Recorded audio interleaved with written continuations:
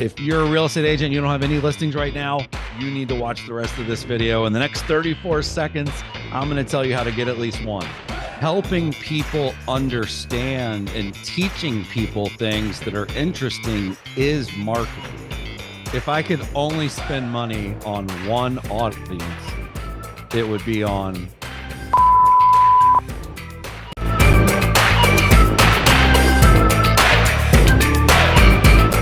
Well, Chris, thank you for coming on the show. I've been excited about this because I love to hear about new marketing ideas, and you've really picked out brought back a lot of thoughts that I've always had that sometimes I'm a little too lazy to, I know it works, but I haven't been doing it. yeah. And you gave so many great ideas in the book. And so now, how did you get so interested in marketing? You've got a hell of a background in this. I read your biography. It seems like you're kind of a savant in this. It came natural to you, or so I guess the question is, did it come natural, or is this something that you learned?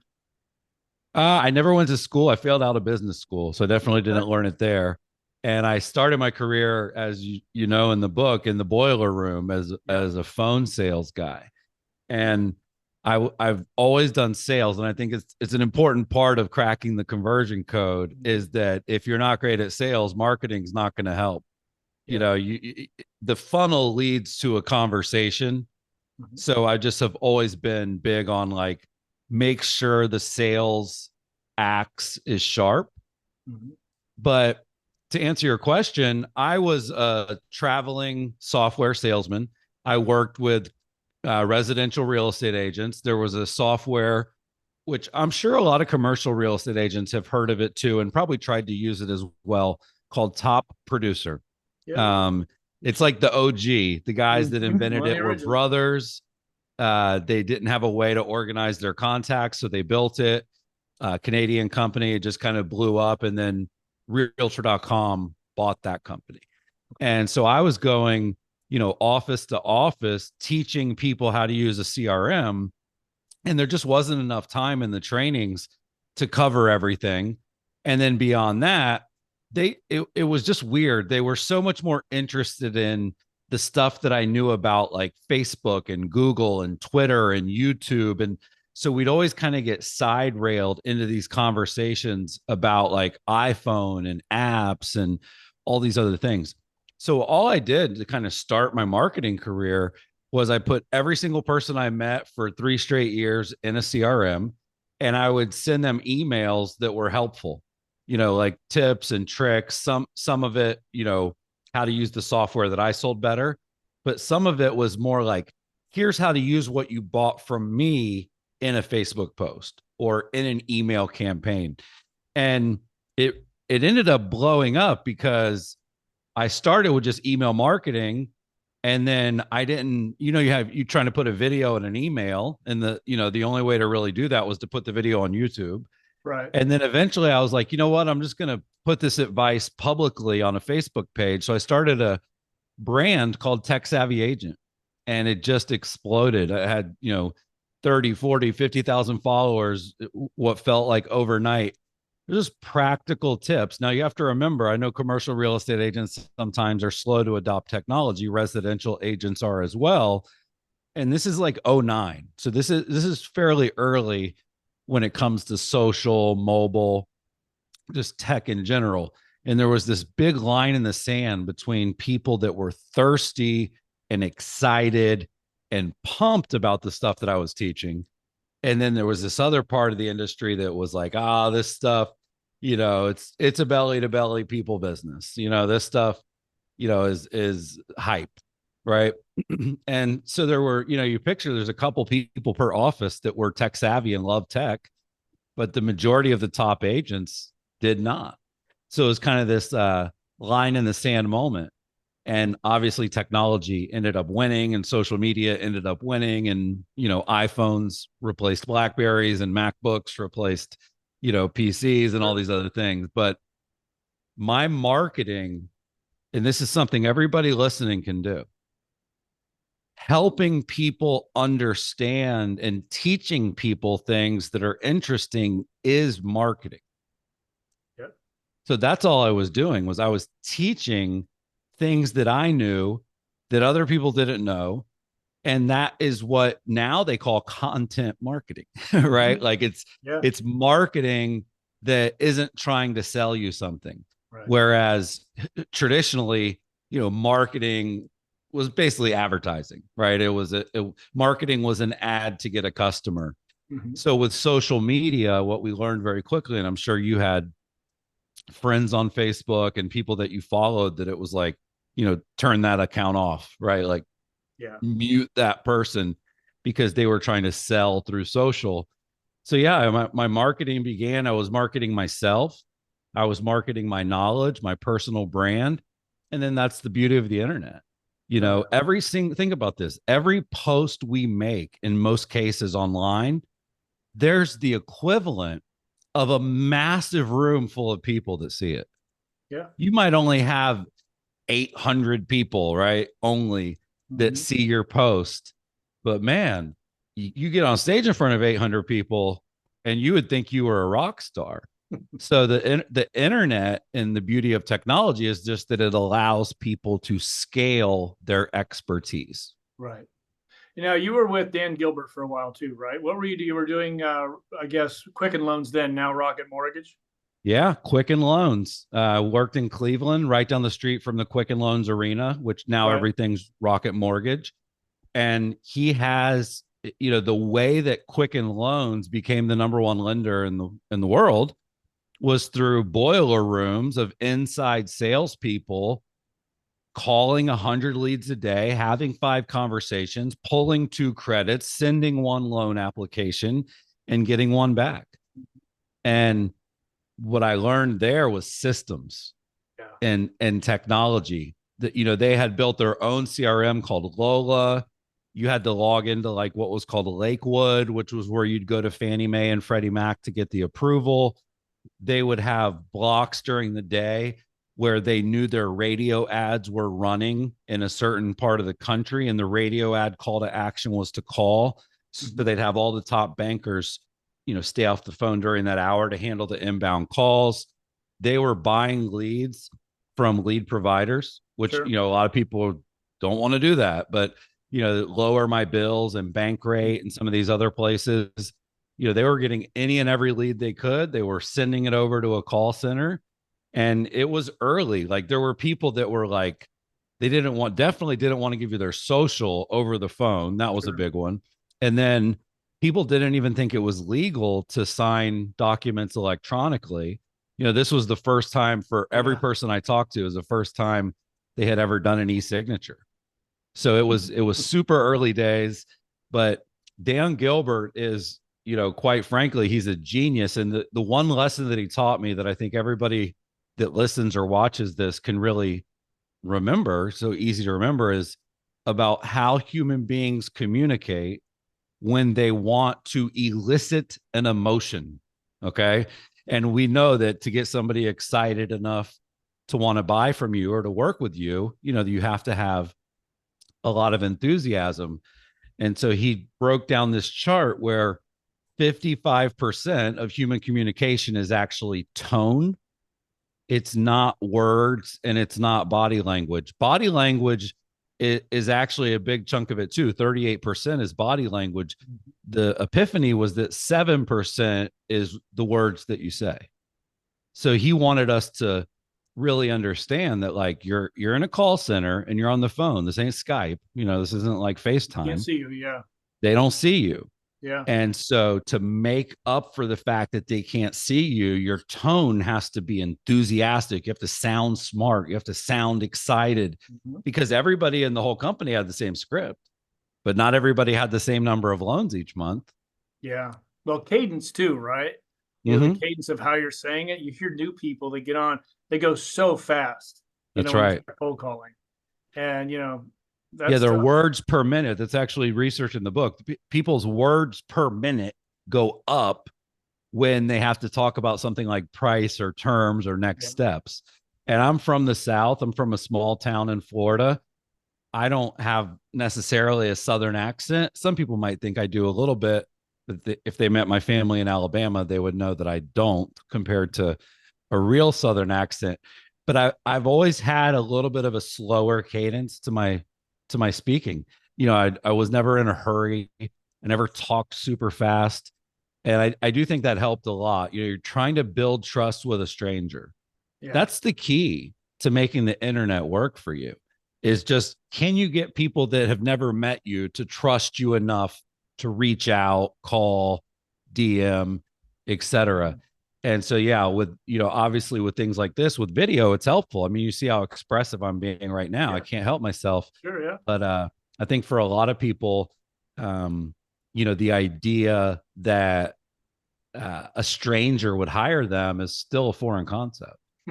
Yeah, it is. The thing with commercial real estate, and we're kind of at that stage now to where people are starting seeing the value of digital marketing. You Mm-hmm. know, we've all done the cold calls, right? And we're Mm-hmm. always reaching out, but they're starting to learn the value of having an inbound call come from your marketing, your digital marketing, your email program, your blog. Mm-hmm. Mm-hmm. And there is a lot more value in that. And I think we're slowly starting to learn that in commercial real estate. Yeah, I mean the first edition of my book, it was 2015. I just re-released this new one, but the first one was like capture leads, create appointments, close sales. It was very kind of black and white. And the tagline in the new book is stop chasing leads and Mhm. start attracting clients, Yeah. because the boiler room tactics work. It's just not something that you would probably be real proud to do as a career. Right. So the secret sauce is actually inbound content marketing, but still having like an outbound sales mentality. Yeah. So you send an email, which is digital marketing. It's really good. 180 people get it. 30 of them open it. Those are the 30 people that you call the next day to check in with, Yeah. kind of like working these tactics together. I can tell you that, between phone, email, and text, when you're actually what's called bursting those activities, Mhm. they're infinitely more powerful. So you send an email and then you text, hey, I sent you an email in case you missed it. It's in your inbox. Or you send an email and they open it. So then you text them the next day to check in and see if they want to grab coffee. Right. It's a dance that you're doing. Well, when people see in more on more than one platform, Mm-hmm. it really drives it home that this person really knows what they're doing. Yeah. We Yeah. had an agent that was a residential agent in Santa Monica, came Mm-hmm. from Missouri, didn't know anybody, Mm-hmm. wanted to be the condo king in Santa Monica, Mm-hmm. and hadn't done a sale yet, but he started running ads in the paper, sending postcards everywhere, Yep. putting articles out, did all this. So people would, and he was in the grocery stores and the divider between the Yeah. groceries. So wherever he Yeah. went, you saw him, and everybody thought he'd been in business forever because they That's kept right. seeing him in these different locations. And Yeah. so, it does work. One thing that surprised me in your book, though, Chris, was Mm-hmm. the time to following up, and sometimes people waiting over a week to follow Yep. up. Mm-hmm. We tell our agents, you need to call back in the first 5 minutes if you can. Mm-hmm. But people waiting a week, it drops. I mean, I don't understand that. Can you kind of go through those numbers for us? If you pick up the first 5 minutes, I don't remember what exactly they Yeah, are. it's speed to lead, and it's actually eye opening, like the difference between minute one, minute two, and minute Yeah, three. yeah, I would say as an organization, having people in a position to call within the first 5 minutes is incredibly important. But if you even look at the micro data between minute one and minute two and minute three, I had a real estate agent tell me one time, and it really kind of drove the point home, which was like, when somebody calls you from a lawn sign, you have until they see another one to respond, right? But the conversion rate, the conversation rate, the talk time, they all go up dramatically.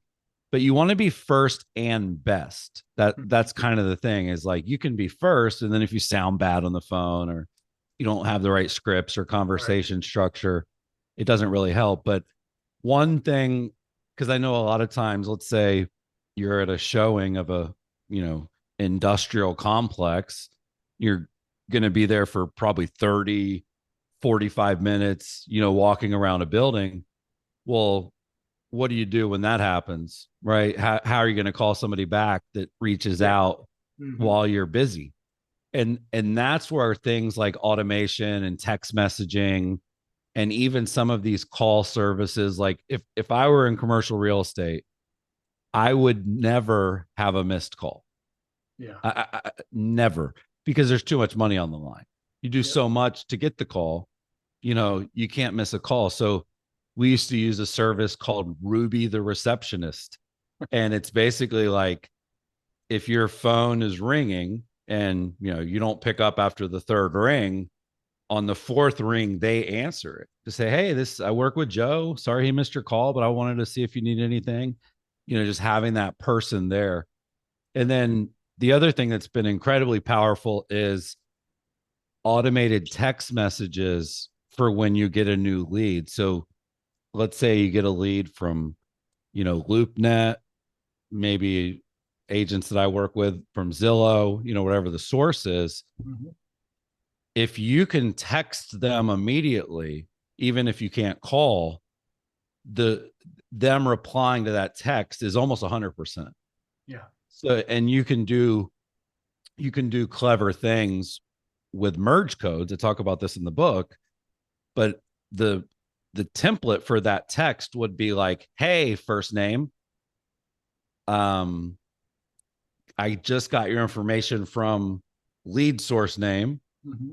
Can I call you back in a few minutes?" Yeah. So you get a message. It's like, "Hey, Joe, I just got your information from LoopNet. Can I call you back in a few minutes?" And 100% of people say sure. you know so there's ways to kind of tackle speed to lead without it needing to be you you know Yeah. Exactly. answering every call. Yeah. Yeah. There's so much automation out there. And that's one great thing in the book. I suppose I should show everybody the book, uh, Yeah, Conversion there we Code. go. So Make I sure you got to guys check always. it out. Oh, you got a copy too. Imagine that. That's Um, right. it Got a few was, copies. for me, it was a great eye opener because I really, there's a lot of stuff in here that I'm like, yeah, I should be doing that, Hmm. very powerful. I think it's kind of a textbook for real estate agents, but talking to real estate agents, you Hmm. ask them, how many, I can ask them, how many platforms are you on? A lot of them Hmm. are on one or two. That's right. Um, but do you think, how many platforms should a commercial real or a real estate agent be on?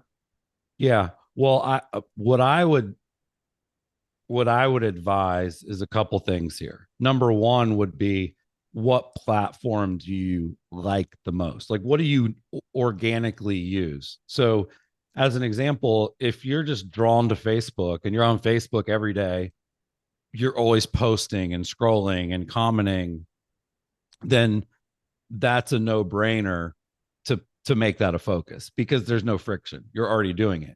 Yep. Now, if somebody hates LinkedIn and they never use LinkedIn, I can tell them, yeah, you should be on LinkedIn. You're in commercial real estate, but it's not as easy as just, kind of saying that. So the first platform they should be on is the one that they already are on as a consumer, the one that they enjoy.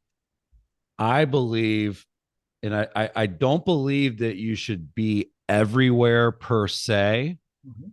but I think we're at a point where you'd be pretty crazy not to be on at least two or three. Right. For me, the platform that I feel like touches the most demographics, that has the most traction for any industry, is Instagram. Yeah. The young and the older there, Mhm. the ability to do stories or reels or posts or carousels or DMs, right? Yeah. I, I think that Instagram, every single person should be active and using that quite a bit. And then it just comes down to the demographics. Like, Mhm. if you work with folks that are a little older, Facebook skews older. Yeah. If you work with a lot of young folks, you'd be pretty crazy not to be on TikTok. Yeah. I think the nice thing about where the platforms, where the kind of like dust has settled, is that you have TikTok, Reels, and YouTube Shorts.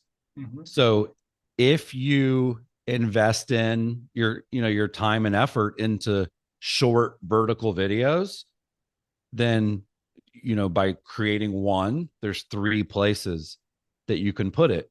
What Mhm. I like to do is say, okay, where's my where's the platform where I get enough engagement to know if something that I'm posting is doing better than average.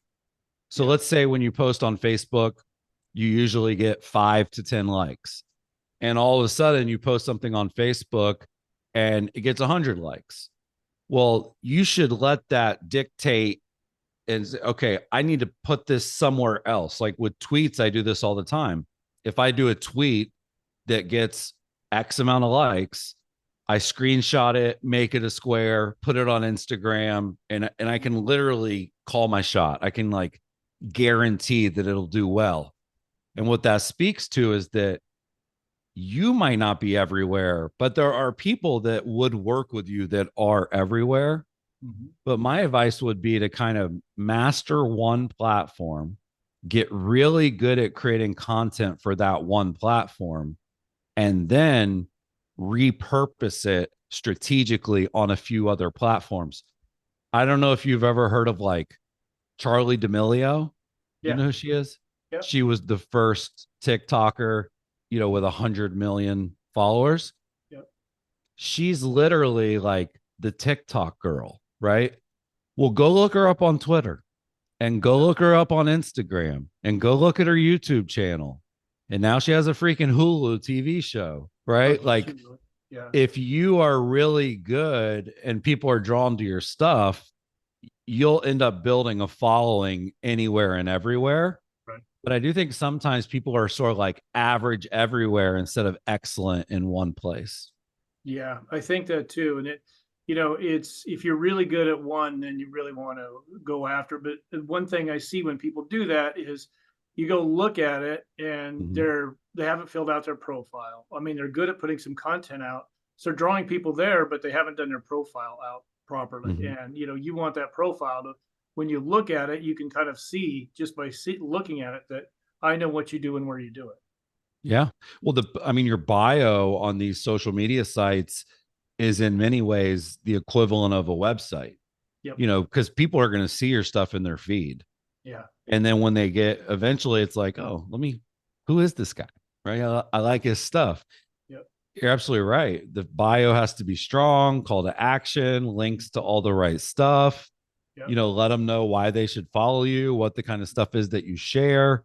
Mm-hmm. Your profile page is like a little bit of a kind of like a landing page Yeah. that you're hoping converts. And I can tell you that people will view your profile if you're putting out good stuff. Mm-hmm. And then people will follow your profile if you give them a compelling reason to when they check you out. Yeah. It's really easy to stand out, Joe.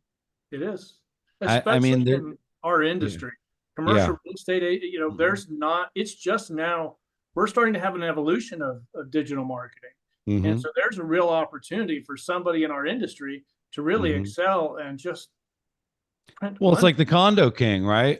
Yeah. Overnight superstar, Yeah. because he was doing the things that other people weren't willing to do. And what he was doing is called omni-channel. Yeah. He was trying to get visibility everywhere, Yeah. which is the other strategy, is like to be everywhere, but it's got to be good. I like the moniker, the condo king, Santa Yeah. Monica condo king. Like, it's a little cheesy, kind of like Buddy King from Yeah. American Beauty. Yeah. But there's a guy that I know up in Alabama, and he's Mr. Smith Lake. Oh, really? And let me tell you, he's making a lot of money being Mr. Smith Lake, because he's just the first person you think of if you're going to buy a place there, if you're going to refer somebody that's thinking about it. Yeah. I do think the moniker can matter. Yeah. Well, he ended up becoming the condo king in Santa Monica. So he's in a pretty small market. He took over the place. But the thing is, he knew everything about the market. He didn't just draw people in, know how to That's draw right. people. He knew the market better than some of the people, almost everybody else, so. Yeah. If you're not a legitimate expert, if people read my book and then they watch a video like this and I'm kind of stumbling over my words and I don't really, I can't back it up, it wouldn't matter. When you're an author, people hire you for speaking, consulting, people want you to invest in their companies and things of this nature. it definitely all still comes back to just really knowing your stuff. Yeah. When we bring a new recruit in, and if they're newer, we don't allow them on the phones for a few weeks. We have them Mm-hmm. study the market, and then I'm going to quiz them on the market before they can Mm-hmm. touch a phone. It's just I want them to be the most informed agent in that area on that asset Mm-hmm. class, because we and them put so much time, energy, and money into building their business that if they Mm-hmm. bring in a lead and they don't know what they're talking about, they've just wasted all that, right? That's right. And so our industry is a little bit figuring that out right now, because we'll Yeah. bring brokerages will bring agents in and just put them on the phones, and they don't Mm-hmm. understand it. But one thing, reading the book, you touched on websites and how important they were. Mm-hmm. That was the whole design of the website. Can you kind of touch on that, Chris? Yeah. I mean, I think in our industry, commercial and residential, there are a lot of people that the website is kind of unselling them. Mhm. I make a joke that if you went to your website and you didn't know who you were, would you even hire yourself? Is there anything that's compelling? And people make their first impression based on design. Right. That's how they decide, does the brand look trustworthy? Like I did a call yesterday. This guy's got a great company. I won't put him on blast, but he's got a great company, but you wouldn't know it if you checked him out. And, I'm on the call with him. He's got 30 minutes where he's telling me all about it, giving me all the insights. And it's like, man, you got a good company. But when I went to the website, it was just like, oh my God, there's like all this teal. And it Oh, was just like really bad yeah. design, bad fonts. It looked like a scam, Yeah. So, but the reality is, website design should no longer be a challenge. Right. When you think about things like Squarespace or Wix or Webflow, WordPress themes, things of that nature, it's really just a more at this point more a matter of saying, you know what, we got to step our game up a little bit. Mm-hmm. I don't think you have to have the best website in the world. I think you have to have a better website than your peers. Mm-hmm. So if you look at the landscape and, let's just say the average commercial real estate website would be a 6, Yeah. just make sure yours is an 8. Yeah. Yeah. And understanding that having the information that they want to read when they first go on is above the fold, so they're not scrolling. Otherwise, they're That's not going to right. scroll. Yeah, that's a big one is, Yeah. people bury the lead. They Yeah. have their big primary call to action at the very bottom. Right. And if you, they have, there's this thing called Hotjar, and it does like a heat map of where people's eyes go and where their mouse goes and Mm-hmm. how far they scroll. And it's pretty compelling that the first 2 screenfuls are Yeah. really what most people will see. Mm-hmm. Anything below that, even if you have a perfectly designed site, like you just have to put your value proposition as high as you can. Yeah. And where do you put your first call to action? First scroll? Above the fold. I mean, like Above the for fold. an example, in real estate, there's only 2 things people want to do. They want to buy or sell. Right. So if you're either looking to search for properties or you're looking to sell a property. Mm-hmm. And so I Or would make lease. In commercial, we have leasing too, but yeah. yeah, or well, then if there's 3, have all Yeah. 3. Yeah. Yeah. Buy, sell, or lease. Yeah. And that I would have them above the fold, and then I would just repeat them. I would make sure they were in the footer. I would Mm-hmm. make sure they were in the menu, like those are some of the places people go to look for kind of a quick access to your best pages. Yeah. But I would argue that sometimes people have too many pages on their website. Yeah. Like there's something that I call money pages. Yep. And those are the ones that people really should put the time into. Like your about page is really important. The people that are looking to hire you are going to look at your about page. I think it's really critical to have a beautiful page for your reviews, right? So it's like your homepage has to be nice, your about page, your reviews page, and then kind of those dedicated like buy, sell, lease. Yeah. You don't need Yep. much more than that. One thing on a lot of real estate agent, residential and commercial, Mm-hmm. they have the call to actions so many times on each page. You Mm-hmm. know, how many calls to actions think is the key? Well, one of my favorite web design techniques is that you can have like a header that locks. Right. So if your header has, let's just say something as simple as contact us or call us or, get in touch, whatever that word, that little phrase might be. If you have your header, if it locks when people are scrolling, it stays there. That's about all you need because basically at that, by doing that, your call to action is always visible no matter how many scrolls they may or may not do. Right. Um, but I would say, yeah, I see what you're saying where people kind of like have way too many calls to action. They start to Yeah. feel a little desperate. Yeah. It comes too salesy. People know how to use the internet. Yeah. People know how to get in touch with someone. The other thing that's incredibly, to me, it's just embarrassing is finding like a phone number or an address or even an email. Mm-hmm. For some reason, people bury that stuff or you can't find it. Like, I don't like if you have a page on your website that says contact us and it has a form, Yep. I would much rather they just called me than filled out the form. Like Yeah. let's cut to the chase. So even when you have a contact page, you know, people can contact you. Yeah, they can fill out a form. They could call you, they could email you, they could send you a message on social media. There's lots of different ways people want to reach out. And by the way, one of the biggest ones is text. Yeah. Yeah. That's getting to be bigger and bigger. It's growing quickly. Mm-hmm. We're not seeing it a ton in commercial real estate yet, but it's Mm-hmm. dribbling in. Um, how do I? Can you recommend to us how to draw more people to my website? How can I get more visible? Yeah. Well, the first thing that comes to mind is, going back to kind of like content marketing. Mm-hmm. So if you have, like, if you think to yourself, like, what are the most desirable, features, properties, locations, prices, what are people looking for? Mm-hmm. And like for a real estate agent, one of the most powerful things could be, hey, this property is not on Zillow. It's like, oh, Mm-hmm. like a coming soon Okay. versus, hey, the only place to look at this piece of land or, the only place to look at this building is on our website.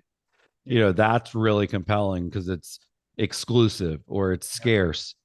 But the other way is just really good content marketing. If it's, 7 buildings for sale in Santa Monica for under $2 million, Mm-hmm. that sort of like plug and play,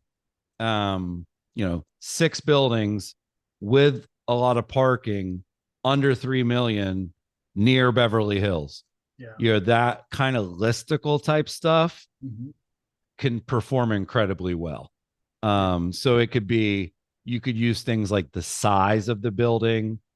You could use things like the when it was built, right? Like, Mm-hmm. four commercial lease spaces right now that were all built, after 2010, things of that nature.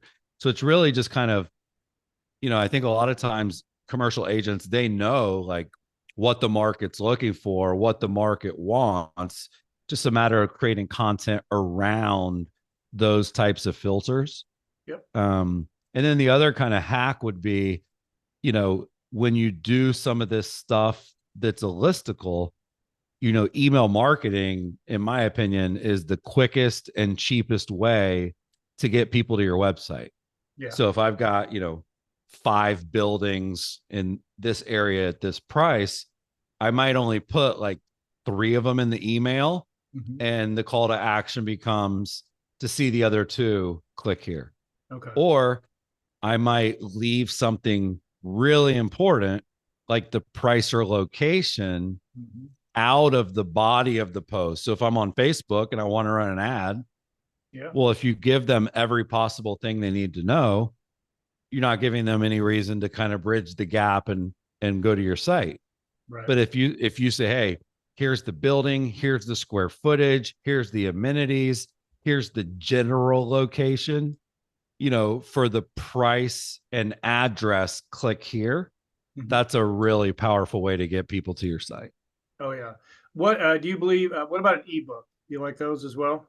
I think ebooks for the right people, Mhm. this is different parts of the funnel, right? Right. So, and I think one thing you can do really well with ebooks is use sort of like negative angles, Yeah. so the five biggest mistakes people make when Right. they buy their first commercial property, you Mhm. know, I think that a lot of times can do really well. But you'd be surprised, like the ebooks can be a good lead magnet, bringing in new people. But back to what I said earlier, that should be something that you're doing just to share your expertise with the people that Mhm. you already know. Yeah. Sending that ebook out to your email list. Hey, I just wrote a 67-page Yeah. ebook on, the five best ways to get the best price per square foot when you lease your space. It could be used for capture, which is what people typically are thinking, but it can Mhm. also help with conversion. Yeah. For our website, for our Commercial Brokers International, Mm-hmm. our blog pulls in a good amount of traffic to our site. And we Yep. have, we post it up on social, we put it out on email, we post it on medium.com. We post Mm-hmm. it there as well. And that Awesome. really helps drive traffic. Yeah, that's a good one. Yeah, it works well. Let's talk about paid ads. How often do you think for a commercial or real estate agent, paid ads are a really good option? Yeah, I mean, it depends on the well, it's a good option if they do it right. Right. We found that thankfully real estate is one of the most clickable things on the internet, Hmm. which is really nice, like food, babies, animals, and Yeah. houses, Cute puppies. building. Yeah. Yeah, people really eat it up. Yeah. Um, what I'm a fan of is reach and engagement. Hmm. I think where people a lot of times they get excited about getting leads from social media, Hmm. but the tactics that you have to use kind of bother people. So back to the example of, not giving the price or location of the building. Well, if when they click, they have to fill out a form to kind of unlock the price and location, you'll get a ton of people that'll do it, but they're doing it kind of begrudgingly Yeah. versus if you send them to the listing details page on your site and you let them look at all that information freely, and then if they, schedule a tour or request more information, Yeah. that's going to be a much higher quality lead. I think it's really a matter of like, make your listings celebrities. That's a big part of it, is like Sure. definitely have a budget for getting your listings in front of as many people as you can. And then yourself, if you go talk to the Santa Monica Condo King, the ability to reach 100,000 people on social media is a lot less expensive than the shopping carts and the billboards and the Yeah. TV commercials. I know. So it's really about like branding for yourself. I Hmm. would invest in branding and retargeting people that checked out my brand. And then I would invest in, getting the properties in front of as many people as you can. Yeah, that's one thing I want to touch on, Chris. If you ever want to watch a real estate agent's eyes cross, start talking about retargeting. They're like, Yeah, what is that? I Could know. you kind of touch on that, please? Because I think that's important for our industry. Yeah. Well, the thing is, we're sort of working so hard to get that website visitor, Hmm. or we're working so hard to get that person to hit like on our post, right? Retargeting is simply taking all of the people that are interacting with your stuff and putting them into an audience that you can show more stuff to. Yeah, And it technically could be a little daunting. yeah. But there's companies like AdRoll that make it pretty easy to do. Even on social media, you know, I have an ad campaign and a group that's anyone who engages with my posts, I then will show an ad for my book or for my course or whatever it may be. Mm-hmm. It's really just if somebody shows intent Mm-hmm. to the point that they visited your website or they commented on a post where you had a property listed, you know, they're worth spending more money on staying in front of. And, you know, you can follow people all over the internet. You know, they go on Facebook, they check out a property that puts them on your website. You know, 2 days later, they open up ESPN.com and your stuff's right there. Yeah. Um, it's one of the most cost effective advertising and, you know, cost effective and effective Yep. because you're only showing these ads to the people that have already shown intent by engaging with something prior. And this Yeah. is where people get really, you can get really complicated with the funnels where it's like step one, they see this, step two, they see this. If they see step two and click that, then they see, you know, step three.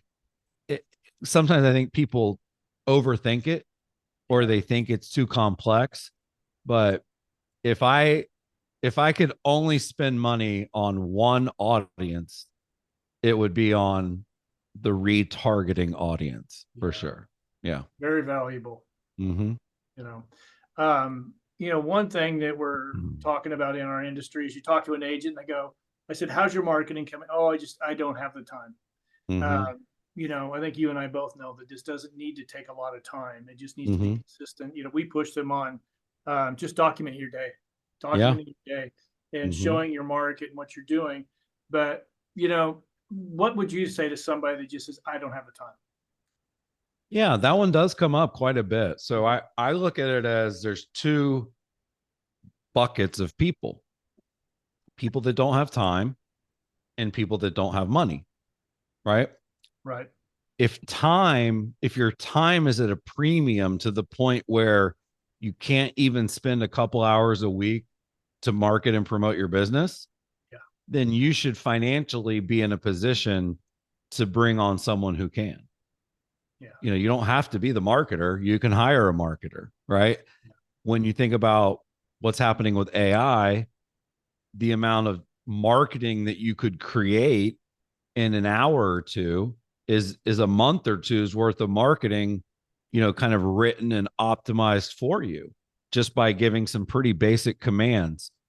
So if you have no budget, to me, you should budget time. But if you have a budget because you're truly busy, you should hire help. Yeah. And like I recommend people look at Upwork. Mm-hmm. It's, you know, that's where I hire a lot of my freelancers. Okay. You know, marketing has become very specialized. Like if you want someone to do like vertical video editing, right? Like that's kind of a niche. And the same person that's good at that might not be good at writing emails. They might not be good at running Facebook ads. But I do think that, and obviously there's stuff overseas, you know, Upwork's a global Mm-hmm. platform.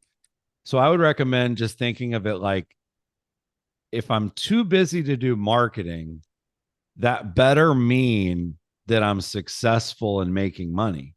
Yeah.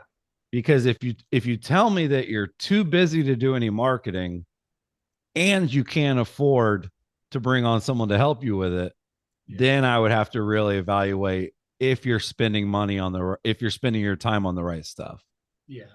I think you and I can both agree that when we started, if we'd had all these tools that are actually for free, Mm-hmm. what we'd have paid for them. Yeah, There's so much opportunity for somebody that really wants to go out and market themselves, and that's it's right. evolving. And I think AI is. Let's talk about that. I Mm-hmm. think we're going to see a big evolution with AI coming into this to the marketing. What are your thoughts on AI for the future? Well, I think what AI does a great job of is it can take really complex information and numbers and sort of make them actionable and make them digestible. So Mm-hmm. that would be one thing I'd be thinking about is, you know, I know some of the paperwork and term sheets and some of the stuff in commercial real estate is a little bit Mhm. over most people's heads. So I Yeah. think being able to give Chat GPT a PDF and say, "Hey, I need to go present what's in this PDF to a 40-year-old, lady. Can Mhm. you can you dumb it down for me, Yeah. basically, to make it like consumer readable?" I think Mhm. that would really be helpful. But the other thing is for research. What are the most common questions people have about blank? Yeah. you know what are the 5 questions people ask before they purchase their first commercial property? And Mhm. then you get those 5 questions, and then you say, okay, write me a video script to answer those questions, write me a blog post that answers those questions, write me a 150 word email that addresses those questions. Mhm. Um it's it to me, it's really research and writing. Yeah. And then also it's getting really good at data visualization. Yeah. So I know, I'm sure sometimes the charts and graphs from your industry are a little old school. Oh, very. Um, Yeah. and I know there's a lot of spreadsheet stuff that you guys do. Mhm. So I would say sort of making data easier to understand and visually pleasing is a place that I would start. And then it would be about, you know what are the questions and concerns that people have today about what I do, and making sure that are posting content in line with the answers to those questions. Yeah. That's brilliant with the graphs. That it could just Mhm. a lot of our stuff hasn't changed for years and years. To bring a little more life to it, give it a little more color, it's going Yeah, to make it a lot more interesting. More people are going to want to read it. that's right. You know? Just the same way you mentioned, the website and the Mhm. design Yeah. impacting trust and impacting people's willingness to kind of reach through the screen and contact you. I think there's a huge opportunity to make data beautiful, and there's a lot of tools that help with that.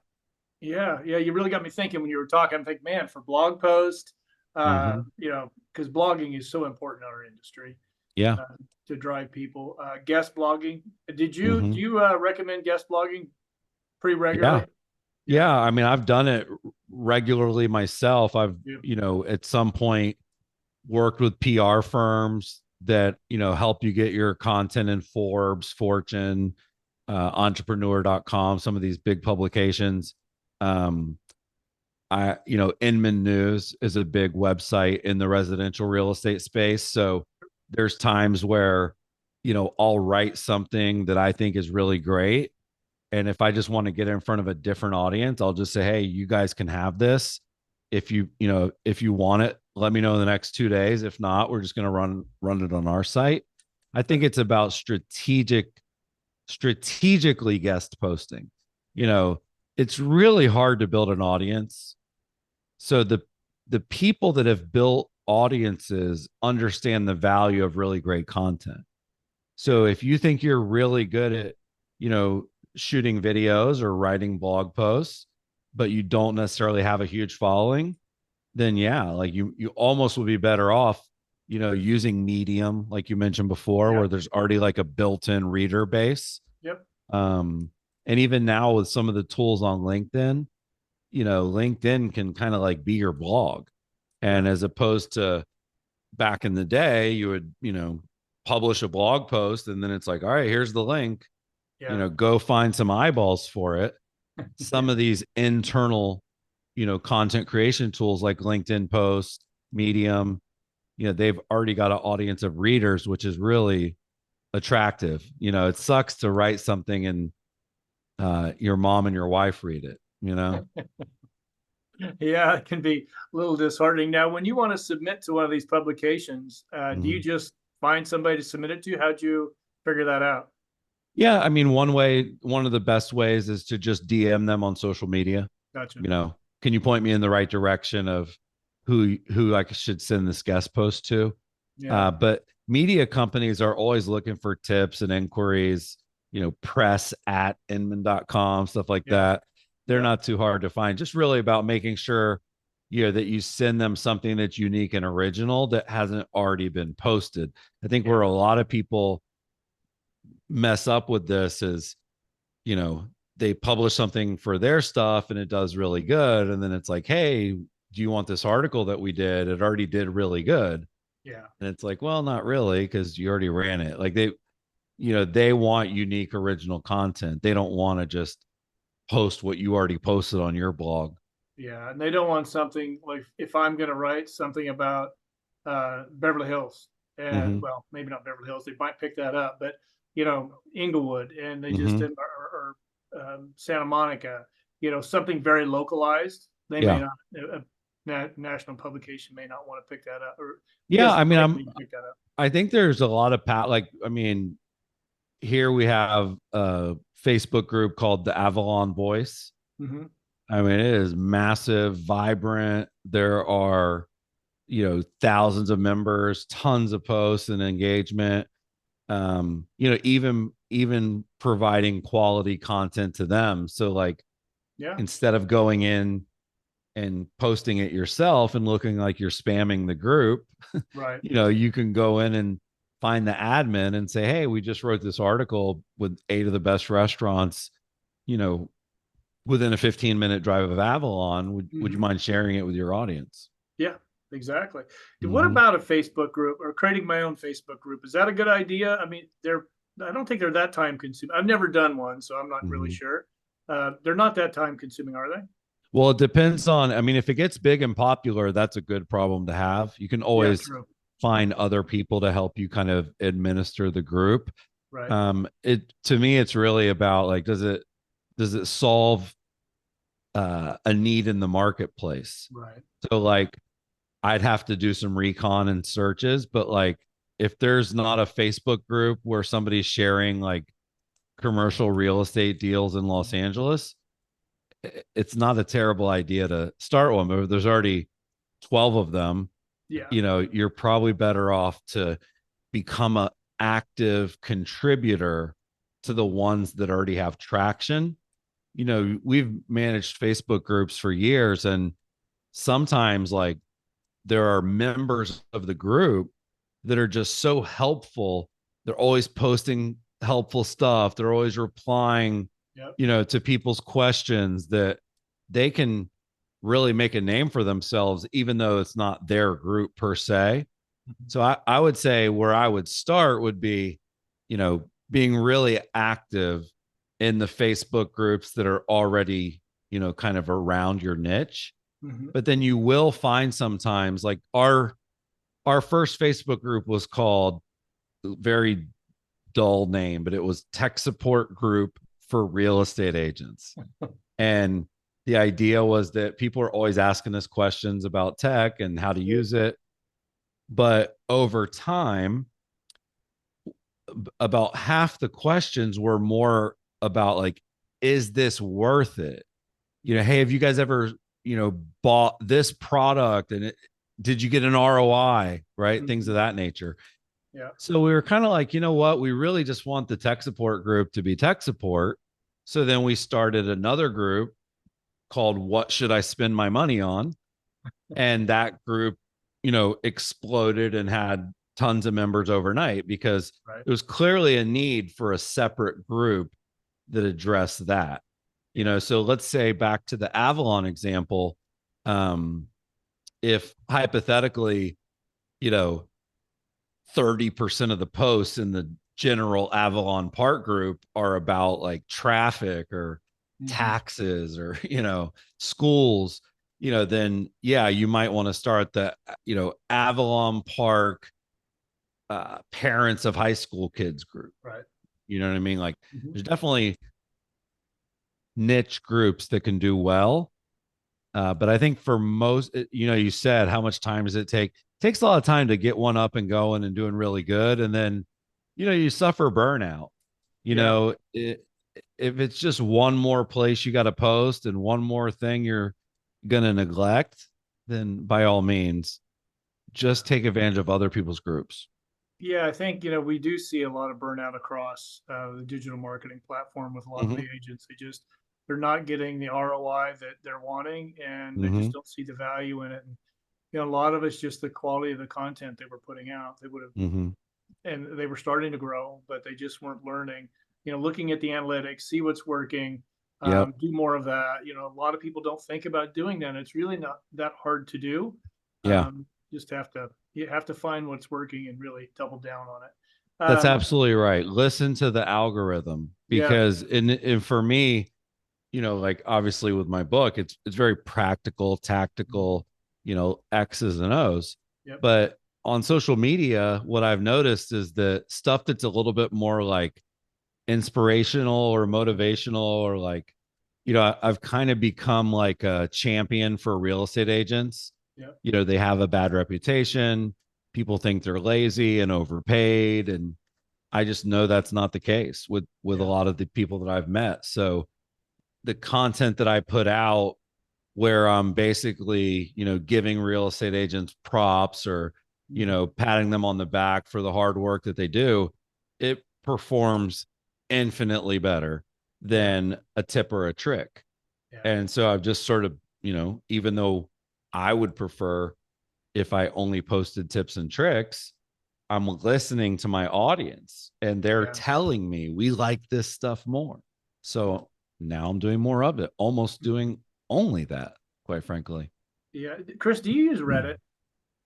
I use Reddit as a user. I've never had a Reddit community, but I No. do like Reddit a lot.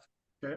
And I bet there's a lot of subreddits about commercial real estate that are probably worth hopping in. Yeah, I got on it a couple of months ago, and honestly, I haven't gone back. But I would think there'd be some opportunity there.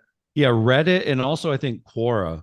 Oh yeah, I Core's a think good for one. commercial agents, Quora, it's basically a question and answers platform, but there's some really smart folks, asking and answering the questions. Mhm. Um, and there's actually like there's tools that can kind of help you find. There's like Reddit search engine tools that Yep. people just build. So I would definitely search, commercial real estate, Los Angeles Yep. real estate, see if there's some communities out there that you can hop into and provide value. Yep. It all just comes back to where can you provide value to people that are interested in the topic. And this is why like groups and subreddits are so powerful because just think of it like it's like a sign on the door that says, if you want to talk about commercial real estate, come on in. Yeah. Versus your Facebook friends probably don't have that same sign on the door. Yeah. Yeah. Yeah. No, I got on there and I'm like, man, there's some really solid questions here, Yeah. and I was pretty impressed with it. Haven't Mm-hmm. dove into it yet, but Well, I'll give you another pro tool that a lot of people are not familiar with. It's called Spark Toro. not heard of it. Spark Toro. Mm-hmm. And if you put in commercial real estate, it will find the most popular like social media accounts, YouTube channels, Reddit boards around that topic. It's really cool. The guy that created it, he started a company called SEO Moz. It Okay. was became huge. His name was Rand Fishkin, super smart guy. He was probably the most credible SEO expert in the world. And so he now has started Spark Toro, and you can do a couple searches there for free. It's really cool. Okay. And then another one I think commercial agents would love is called hunter.io. Okay. Hunter.io. What you can do there is you can go to a website. So let's say you pull up tesla.com, it will actually find all of the email addresses that match that domain. Hmm. So it would find in theory Elon at Right. tesla.com, but Right. a lot of times you can find the HR department, you can find the PR department, the marketing department. Mm-hmm. So if there's a let's say it's Microsoft or Amazon or one of these big companies that's local there, even the Lakers, right? Like you have the LA Lakers. Like my guess is that most of the people that work for the Lakers make really good money, and so it will actually go find email addresses for you from just a website, which is super cool. Hunter.io. Yeah. Okay. Thank you for those. Those sound I guarantee every commercial real estate agent's checking those out right now. Yeah, they should be. Yeah. Well, any tool. There's just so many tools out there right Hmm. now. Chris, I got one last question for you. Let's talk Sure. about storytelling, Hmm. finding the hook. Yeah. Um, I talk to a lot of agents, and they just really they shut down when it comes to the hook and Hmm. storytelling. Hmm. What advice can you give them? Well, the hook is everything. So when you think about the hook is the equivalent of the subject line of an email.